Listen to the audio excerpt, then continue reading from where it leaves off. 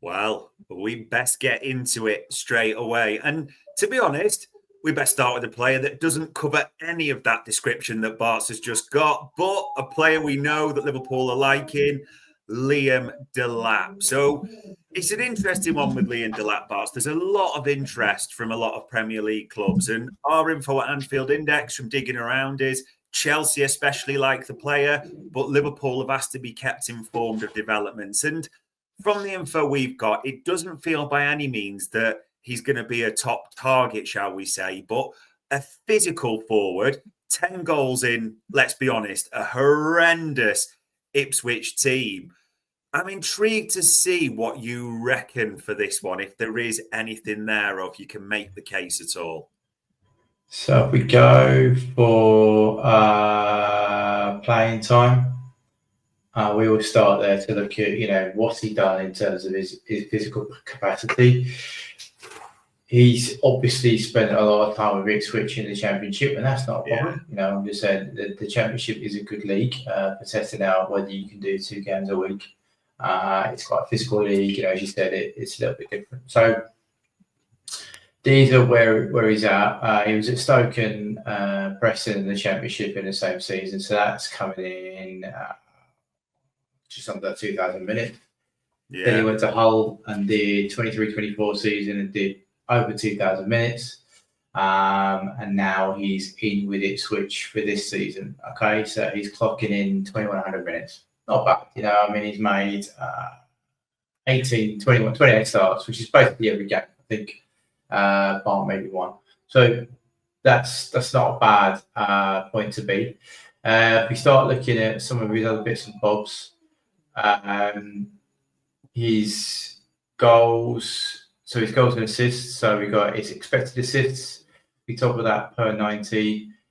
We've got 0.08 over his career, 0.07 expected. So that's key passes, not so much. So that's not really his game, should we say. If we look at what we've got for his goals, so expected goals, we've got 0.32. So, if we combine those 2 metrics, as we will do up here, top of that per 90, non-penalty goals and expected assists is at 0.38 or 0.4, depending on which one you want to look at. So, he is, fair to say, just below what our forwards do. I think that's fair. But he has nudged it. This season, you'd expect coming in a new league, new level, he might drop off. But actually, he's probably tipped up a little bit. Last season, 0.38. This season, 0.42. So, so that's a little bit of improvement. If we go back to our old favourite, waggle wheels and percentiles, people love that. Defensively, clearances and aerials, I think this probably goes back to the style that Ipswich are, right? The defending. They started trying to play a bit of expansive, and then they've tried to change a little bit. But so he's involved in a lot of clearances, and he's involved in a lot of areas as well, which could be defensively as well as attacking wise. So that's a bit more than you'd expect your forward to be involved in. Blocks, interception, tackles. I think from your prelude, it's probably fair to say that his defensive game isn't really not the same type, should we say, as what we would expect a forward to, because he's in the bottom percent, below 13 percentile for all of the elements we would look for forward defensively. We'd look for one of them to be in the green and the others to be in this kind of a grey colour here, which is in the 50th percentile. All right. If we look at what he does in between the boxes, so again, a forward, a 9. We're not looking for big numbers here, but there is an expectation when you play for a club like Liverpool that you can do a lot more than just that bit, So touches in the penalty box is a little bit concerning for a forward when it's only the 5th percentile. Just put it out there, right? That's a little bit low if you're a forward, but again, opportunity, 3.23 touches in the penalty box is a little bit low. I'm not gonna lie to you. Progressive passes received, that could be down to the way Ipswich play. Opportunity, however he's receiving the ball, that kind of thing. If you look at his carries, that also suggesting today he's not receiving a lot of progressive because he's a little bit deep and he's been asked to carry that ball. Remember when we played him at Anfield, he was one of the lone ones up there as an out ball, and he was asked to carry it 20, 30, 40 yards and then hope that someone will come up and join up. Yeah, so that's 80% off of carries and take-ons. So that's decent for forward, but our forwards don't generally do you know what I mean? We have one of the forwards that does that, which is our left winger. The 9 isn't really asked to do that, all right? Pass completion, there's a standard at Liverpool, and that's about 80s, right? Yeah. For a forward, even forward, we'd accept low 70s, high 70s, but this is 62.9. That's 40th percentile even for forwards, so that's a low amount. Passes attempted, his body wasn't there. He's in the first percentile for passes. Wow. So he only does 11 passes a game. So again, this is probably going to be impacted by the way it suits play. Give him the ball, carry it, try and get a shot off. Right? That's generally it. If you can, someone can join in, okay, cool. But largely, you're going to be on your own. All right? That's that kind of suggestion here. If you look at his attacking metrics, opportunity will play a large part in this. Yeah. But non-penalty goals, 41st percentile, so 0.33 a game. That's, as we looked at, that's quite low for a forward. Shots total 2.3 a game. Our subs can't do that. That's just about our subs, to be fair, but it's still 40th percentile. So shot creating actions is 54th percentile. So it's not an amazing profile, but I think you always have to try and give him a bit of juice by the fact he's playing for I think that's probably fair. Comparing him to Nunes is probably the guy who's going out, and you would be looking for this guy maybe coming in. Not saying starter, but Nunes dwarfed him. And you would kind of expect that, right? Because Nunes is actually an international player. Delap isn't. Or he's established sort of international. So even if you wanted to compare him with any of the other forwards we've got on our box, Cody Gakpo beats him.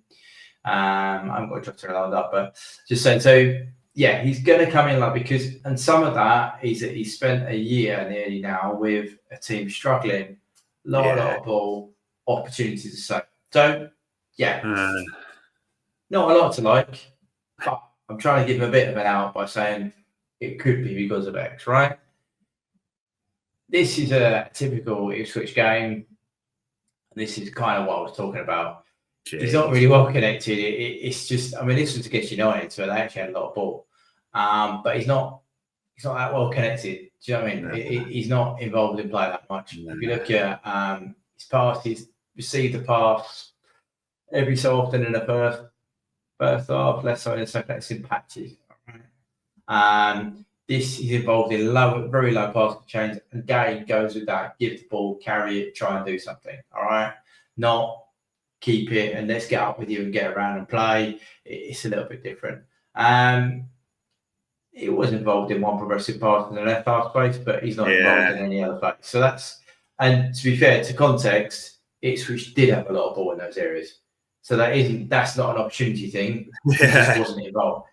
He just wasn't involved. All right. So we look at some of the threat. What did he help? Did he help anything defensively? So he lost 67% of the threat that was coming out. I say he won 67% of the threat posted. Again, our forwards will be looking a bit higher than that. Did he create any threat in the areas in which he was playing? 5%. Right. So again, our forwards are massively different, but still that's quite low. If we look at off the ball, 1%, sort of 4%, it's not a great defensive action map for him. That's just not. This is the area he would be operating in. That's 3% of the team's defensive actions. So we know that our forwards, even Nunes this season, can't knock him, has done his work off the ball this year. So Delap's not doing that either. I won't look at the XG. He was involved in a little bit of XG and had shots wide, which again, we don't ask our forwards to do. We ask our forwards to shoot in between the posts. Yeah. So, it's not a profile I'd be signing up for, but it's certainly a different option. And maybe when they scout him, he's got some bits that I think, okay, in a better side with more opportunity, he can do that. But I haven't got any physical data because he's in the Premier League, so I couldn't tell you how quick he is or slow he is. But 60% pass rate in this game is better than his average, but it's not near where we would expect a forward to be. All right, and the duels, 42% duel rate. We probably expect our forwards to be giving it a little bit better than that, to be honest with you. So I think overall, not for me this one. I'm afraid, Dave, not for me. In the essence of it, and from details that we obviously got from analysts and reaching out to people, that the big talent Delap has is the ability to carry the ball, but also to receive it with his back to goal. Big frame, huge, strong forward. And in fact, quite a lot of people have likened him to not the same player by any means, don't get me wrong, but Didier Drogba with that ability back to goal. There's potential. And I know it's a big reach to get there for people. Jump on me for that. Is it fair to say, though, Bart, even if you think of like a Drogba type forward, that just isn't our game? We've had like an Andy Carroll and people like that historically. We don't play with that big target man, really, do we? No, I think that's a big stretch for. That's when we talk about a systematic change in the way we build and the way we create chances. If you were going to go to a Drogba style forward, that's a huge change. That's a fundamental change to the way we play football. We don't play that way. We play with our players on the half turn, either running into space or dropping deep, flicking and playing around. So players running it behind. We have third man runs. We often have players in hot zones to fall back into areas. There's not really a point in our play where we play it up to the big man or the forward, he holds it, turns, brings it in, or we're not really a crossing side where Drogba also thrive for the ball to come across and aerially or anything else. So that doesn't sound like a type of forward that we would currently use in our build. And even if we were going to tweak the way we build, because we haven't got Trent or anyone else, that's a really big tweak. That's a huge change, and it would require recruitment in other areas, I think, for that to work personally. It's one of those people, we always try and look at possible ways. We talk about other data, but I think in simple terms, if Liam Delap even comes close to being linked with a serious move to Liverpool, me and Bart's will be stumped or think he's got nudes on someone. So we'll see what develops with that one. And Miss Map there, putting I'd love Ekatike. So would I, because Bart struggles to pronounce him. But also, Miss Map, that was about 5 episodes ago, and we are currently on TMM 19 here. So Liam Delap, I'm afraid, for fans, a red cross near that name.